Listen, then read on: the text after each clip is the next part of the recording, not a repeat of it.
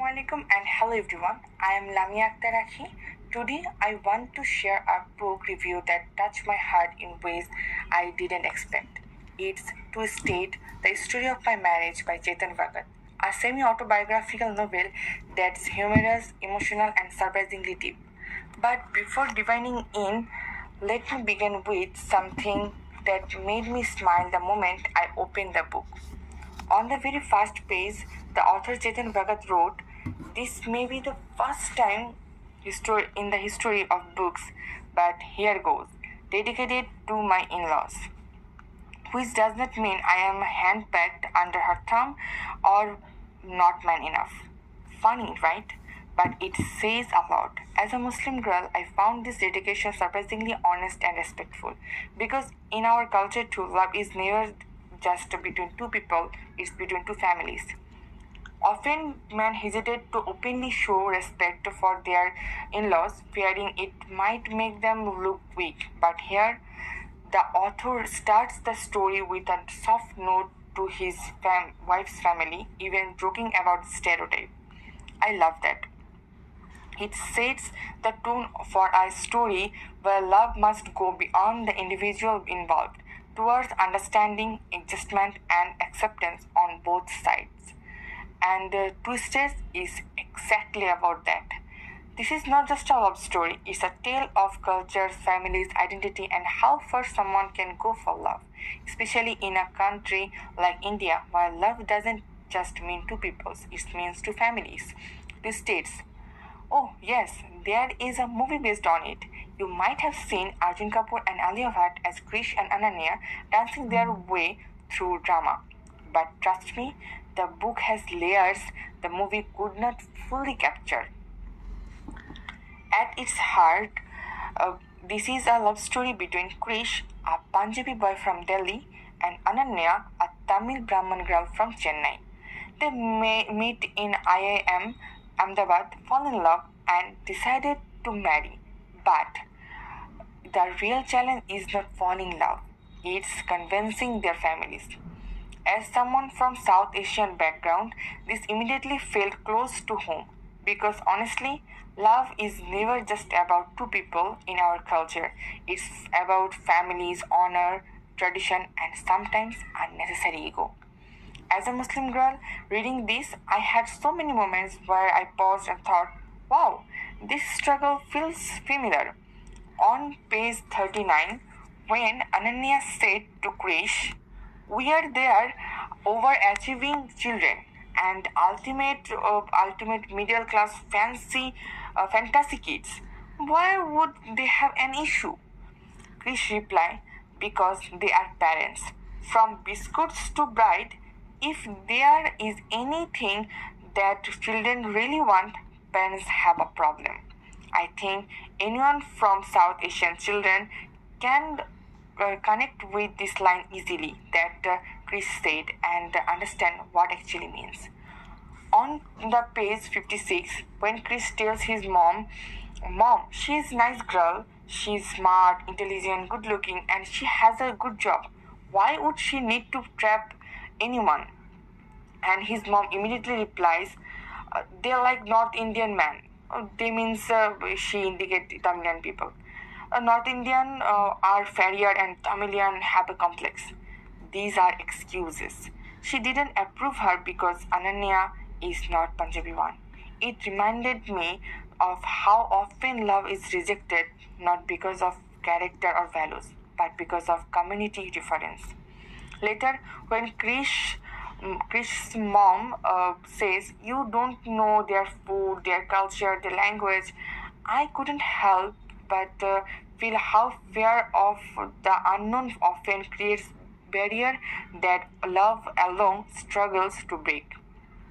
The book beautifully explored how deeply rooted tradition, food habits, language, and prejudice can affect even the most modern relationships. It's emotional, funny, and surprisingly realistic. One of my favorite parts of this novel is the humor. Chetan Bhagat's style is not happy or patchy.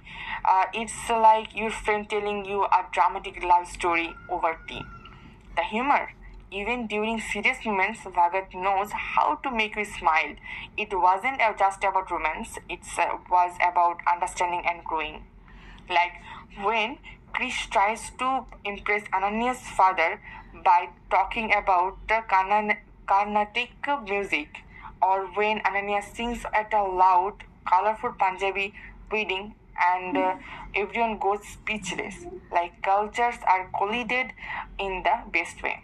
But then there are scenes that break your heart too. Krish's complicated relationship with his father really hit me, especially on the page 71, where he silently walks away after his dad ruined a proposal discussion. That silence screamed louder than any argument when it made me reflect. In many South Asian families, emotional communication is often absent, especially between fathers and sons. The cultural gap more than geography. The genius of this novel is how it shows culture as both funny and frustrating. Punjabi family is loud, emotional, and proudly opinionated, and Ananya's Tamilian family is quite traditional and conservative. Neither is bad, but both are stubborn, and it between stands a couple who just want to be together. Chetan Bhagat shows how marriage becomes a negotiation of identity. Who sacrifices what? Can love survive when everything around says you are not meant to be? And I think that's where the book becomes more than fiction, it becomes a mirror. Now about the movie. Yes, it was fun to watch. The songs, the visuals, the cute chemistry, everything was well packaged. But as someone who read the book deeply, I miss Krish's inner voice. Well, film capture the essence, the book gives us more details, more emotions, and a deeper insight into Krish's thought. The novel gives us access to his self doubt, his insecurities, his guilt. For example, his fight with Ananya after she met his toxic relatives.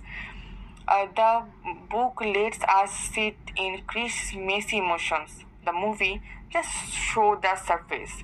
So if you really want to understand the emotional roots, the quiet battles, and the small victories, read the book. And if you have only seen the movie, you are missing half of the story. As a Muslim girl, I may not relate it to every cultural detail in this Hindu love story, but the struggle, they are universal. Convincing families, balancing identity, fighting for love with patience and dignity. This book reminded me the love isn't loud. Sometimes it's small efforts, quiet persistence. It's a phone call you make, the compromise you accept, the decision to hold on even when no one's clapping for you. My rating 4.5 out of 5, because while the movie gives me color, the gives me soul. If you are someone who believes love should be earned, not just felt, then this book is for you.